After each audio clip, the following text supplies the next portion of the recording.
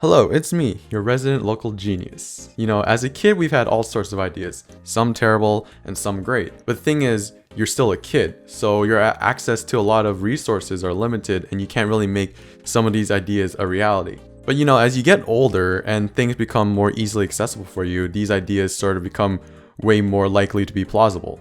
So here are some of the ideas that I've had as a kid that I think might still be great ideas if they existed today. Double stuffed Ritz sandwiches. Now we all know these little Ritz like sandwich crackers with a little bit of cheese in the center, and when we eat these, there's only one proper way you should eat these. You take one sandwich, remove one side like an Oreo, and do the same with another one. Then you eat the empty Ritz cracker and you put the two pieces with the cheese on top together and you make a double stuffed Ritz. I personally believe that this is the one and only way you truly eat a Ritz sandwich, and if you eat it any other way, you're eating it wrong. So I have no idea why Ritz has not had the idea to make a double stuffed Ritz sandwich yet, because if they did, it'd take the hassle away of eating two empty Ritz crackers in order to make a double stuffed Ritz every time. So, get on that, Ritz. Next up, we got Nerf cars. As a kid, I was very tiny, and getting hit by like a massive metal car coming at you was pretty scary. Well, getting hit by a car as an adult is still pretty scary in general, but anyways. So what's something that doesn't really hurt? Anything made by Nerf foam. So think of this, instead of driving around in big, heavy, dangerous metal boxes, what if we replaced all that hard, metal, painful stuff with soft, squishy Nerf foam? And with that, we'll have less car crashes and, our car crash numbers will go significantly down, and it won't hurt if you get hit by a car.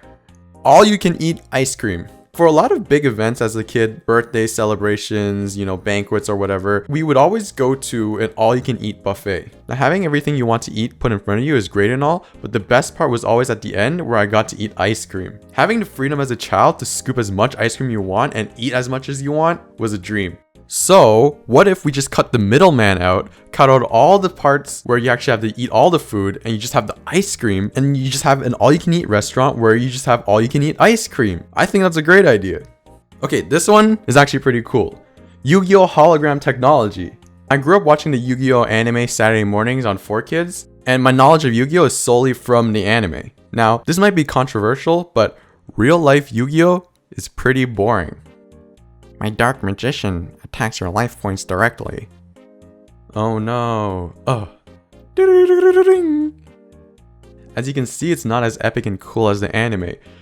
But as a kid, I remember seeing holograms of celebrities that have passed, like Tupac or Michael Jackson, and I thought that would be pretty cool if we just did that for Yu-Gi-Oh! And recently, we had a Super Bowl commercial with Gillette where they used like AR technology to create this giant razor in the middle of the stadium, and I thought, why are we wasting our money for shaving ads when we could be using this technology for Yu-Gi-Oh! To make it way more interesting and way more epic and way less boring and more like the anime? And hear me out, whoever develops this technology will literally become Kaiba, real life Kaiba. How cool would that be? I'm telling you, someone get on that and become the real life Kaiba and you'd be rich. Next up, we got Scholastic book fairs, but for video games. Now, how great would it be if we had affordable video games for children? Kinda sucks that video game pricing have kinda went in the other direction and it has become a little bit less affordable. Now, hear me out. I know a lot of parents and other people might complain like, ooh, video games cause violence, it's not educational. But I'm not talking about those type of games. We have other games that could be educational for children, like Brain Age or Professor Layton, or and there are all these other games that can inspire children just like books can. So I stand by the fact that we should have a Scholastic book fair, but for video games, or Scholastic for video games, or a whole Scholastic division dedicated to video games. Lastly, we got needles that don't hurt. I'm fine with needles now as an adult. Every time I get vaccinated, I actually just watch the needle go in. But as a kid, they sucked. Now, normally as a kid, when I get blood tests, they usually go with this big vein on my elbow, inner elbow. But this one time I had this nurse that decided to pick a completely different vein. Hey, do you think it's possible if I take blood from this vein? I think I'd stick with the normal way. Nah, I think I'm gonna try it.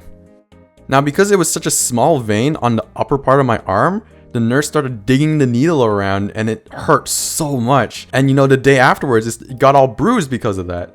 So I had this great idea. Mosquitoes steal blood from you and most of the time you don't feel them. So what if we invented robo-mosquitoes? And that way, they can inject vaccine into you without you feeling it. And they can also take blood out of you without you feeling it. There you go, needles without the pain. So yeah, those are some of the great ideas I had as a kid that will probably still be great ideas if they existed today. If you are someone with the ability to make these ideas a reality, please do. And don't forget to credit me for being the great genius that came up with these ideas that inspired you to make them. That's pretty much it for today. If you had any great ideas as a kid that you think might still be great ideas today, please feel free to share them in the comments down below. And don't forget to like, share, and subscribe if you like the stuff I make. And yeah, bye-bye.